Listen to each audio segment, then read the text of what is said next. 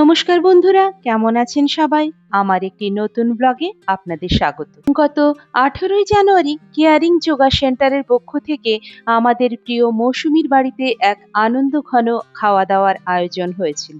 আমাদের মধ্যে অনেকেরই এটাই ছিল প্রথমবার ওদের বাড়ি যাওয়া। পৌঁছেই বুঝেছিলাম আমাদের কোচ কেন এই বাড়িটিকেই অনুষ্ঠানের জন্য বেছে নিয়েছেন। সুবিশাল বাড়ি, বড় উঠোন আর যত্নে সাজানো বাগান, সব মিলিয়ে জায়গাটা যেন এক আলাদা শান্তি আর আনন্দে ভরা। আমরা প্রায় 35 জন ছিলাম, অথচ কোথাও কোনো অসুবিধার লেশমাত্র ছিল না। উঠোনের দোলনাটা ছোটদের যেমন টেনেছে, বড়রাও তার মোহ এড়াতে পারেনি। ছোট্ট গুড্ডি তো প্রায় সারাক্ষণই দোলনার দখলেই ছিল। যারা আগে পৌঁছেছিল তারা রাঁধুনি দাদাকে সবজি কেটে সাহায্য করছিল। ধীরে ধীরে সবাই এসে জড়ো হতে লাগলো। রান্নার গন্ধে ভরে গেল চারপাশ। সেই ফাঁকে পল্লবীও দোলনায় বসে ছবি তোলার সুযোগ পেয়ে গেল। জলখাবারের আড্ডা জমে উঠল। মুড়ি, ঘুগনি, চপ, ডিম সেদ্ধ, রসগোল্লা, সঙ্গে বাড়তি পাওনা পেঁয়াজ কুচি।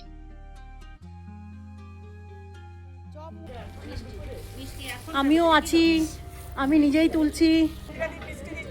এই জলখাবারে মিষ্টি, ঠিক আছে। মুড়ি দেবো?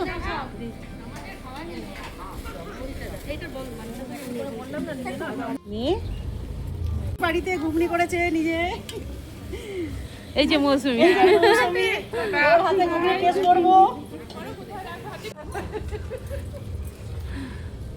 এখানে আমি কাজ করছি, দেখাও। হ্যাঁ দেখাচ্ছি।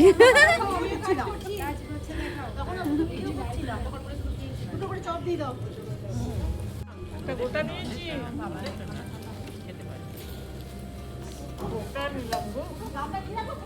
রূপু দিয়ে একটা মুড়ি নাও। হ্যাঁ, কি নেবে? চশমাটা পরে না, চশমাটা পরে না।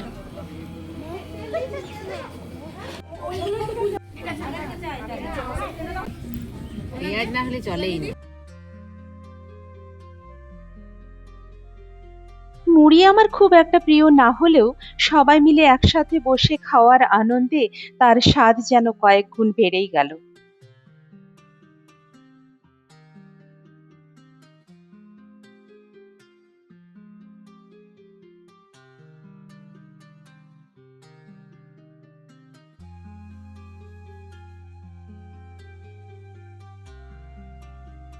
এদিকে তাথই গুড্ডিকে দোলাতে ব্যস্ত, আর দোলনা নিয়ে চলছে যেন মিউজিক্যাল চেয়ার প্রতিযোগিতা।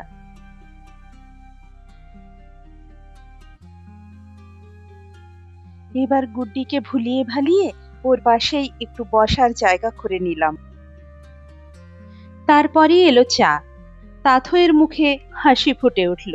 চা ওর ভীষণ প্রিয়।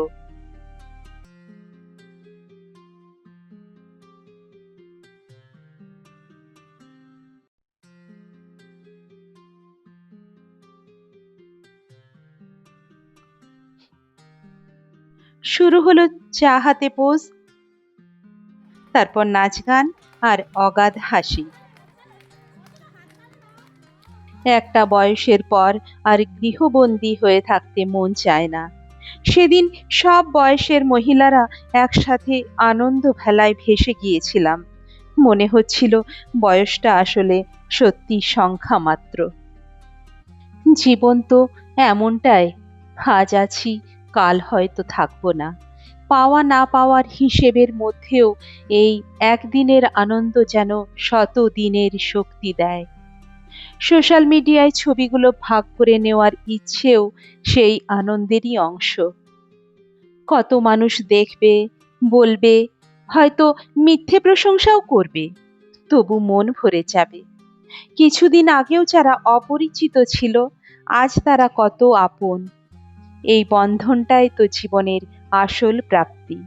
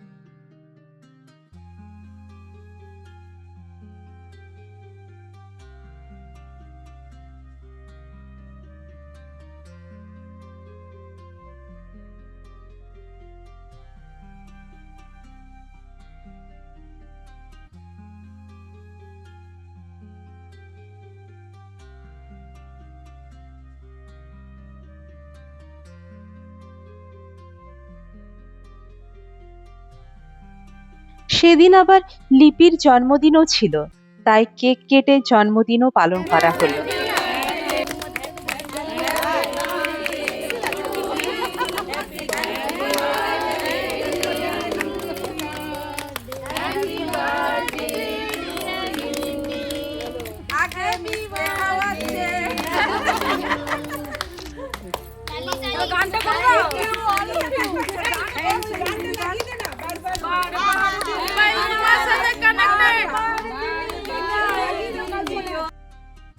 কেয়ারিং যোগা সেন্টারের তরফ থেকেও কেক আনা হয়েছিল।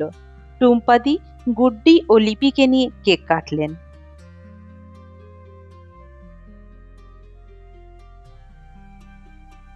বাচ্চাদের স্বভাবসিদ্ধ নিয়মে কেকের চেয়ে তার ওপরে সাজানো চকলেটগুলোই তাদের বেশি প্রিয়।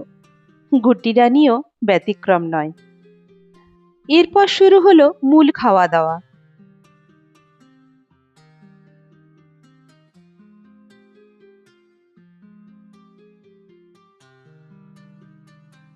খিচুড়ি,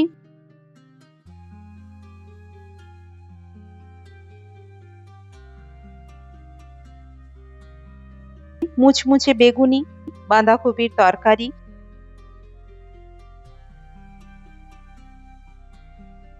মাংস, পাঁপড়, চাটনি, সবকিছুর স্বাদ ছিল অসাধারণ। আর এদিকে গুড্ডি সোনা মন দিয়ে লেগ পিসটা খাচ্ছে। খাওয়া শেষ করে গুড্ডি আবার দোলনার দখল নিল। এবার যোগ দিয়েছে তার এক সঙ্গী।